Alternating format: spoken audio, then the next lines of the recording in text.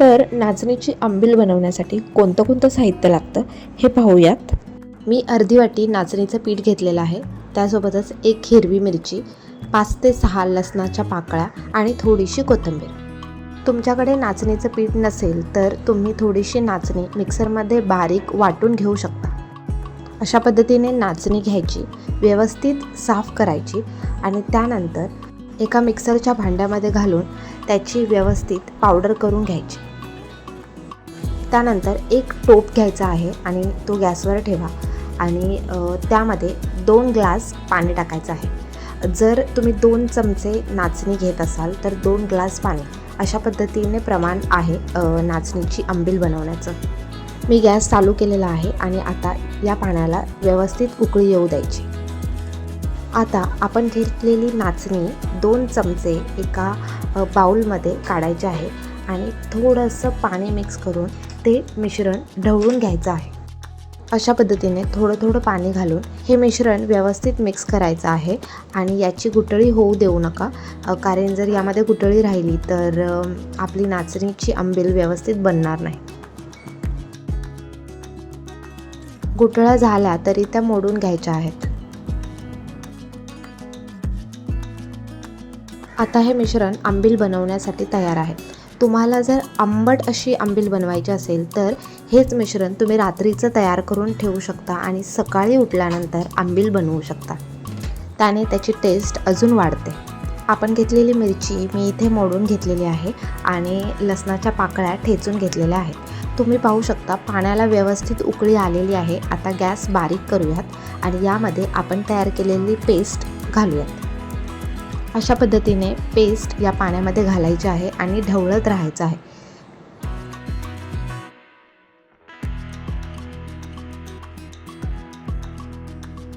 आता मी उरलेल्या पेस्टमध्येही पाणी घालून त्यामध्ये ॲड करत आहे.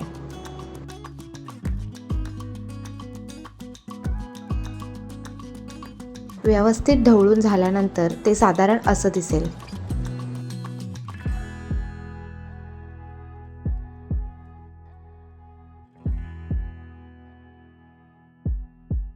त्यानंतर आपण घेतलेले साहित्य यामध्ये घालूयात.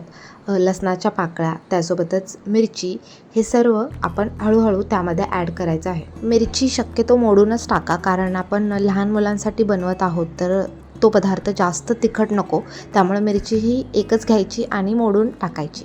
त्यानंतर चवीपुरतं मीठ घालूया. मी इथे अर्धा चमचा मीठ घातलेला आहे. तुम्ही तुमच्या आवडीप्रमाणे कमी जास्त करू शकता. या मिश्रणाला मध्ये मध्ये ढवळत राहायचं आहे. नेहमीप्रमाणे रेसिपी शूट करताना मी मोबाईलचा टॉर्च ऑन करायचं विसरले. आता पहा कसं दिसते, छान ना? त्यानंतर यामध्ये अर्धा चमचा जिरेपूड घालायची. जिरेपूड घातल्यामुळे याची टेस्ट अजूनच वाढेल.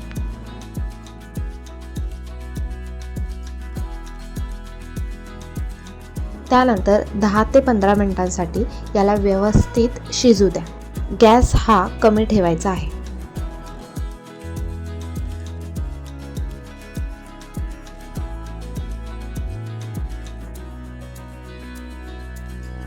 तुम्ही पाहू शकता आता आपली जी आंबील आहे ती व्यवस्थित शिजली आहे आणि आता थोड्या वेळासाठी याला थंड होऊ द्या. आंबील ही आता व्यवस्थित थंड झाली आहे आणि पिण्यासाठी तयार आहे. तुम्ही पाहू शकता आंबील आता हळूहळू घट्ट झालेली आहे. इथे मी थोडंसं ताक बनवून घेतलेलं आहे. ताक आणि आंबील हे दोन्ही एकत्र खूप छान लागतं. आता मी तुम्हाला हे कसं सर्व करायचं याची कृती दाखवते. अशा पद्धतीने तुम्हाला नाचणीची आंबील घेऊन एका ग्लासमध्ये टाकायची आहे थोडी थोडी आणि त्यानंतर त्यामध्ये थोडंसं ताक ॲड करायचं. लहान मुलांना देताना त्यातील मिरची ही काढून द्या.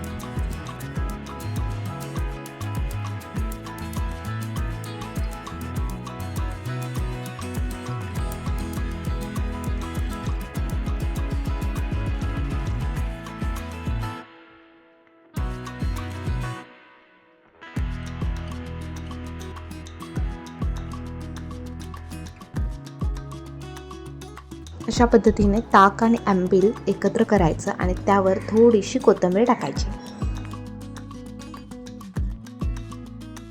तर अशा पद्धतीने मी नाचणीची आंबील बनवली आहे आणि त्याचा स्मेल तर खूप छान येतो आहे. तर आता मी टेस्ट करून बघते की कशी झाली.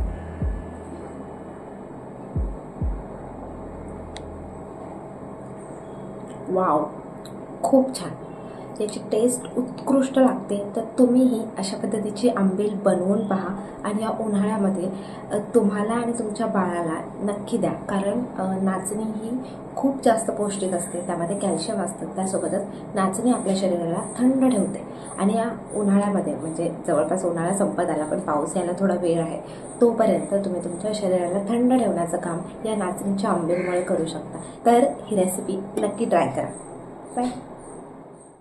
ही रेसिपी तुम्हाला कशी वाटली हे कमेंट करून सांगा. त्यासोबतच इतर पालकांसोबत शेअर करा आणि अजूनपर्यंत माझ्या चॅनलला सबस्क्राईब केलं नसेल तर नक्की जाऊन सबस्क्राईब करा. भेटूया अशाच एका नवीन व्हिडिओमध्ये. तोपर्यंत बाय.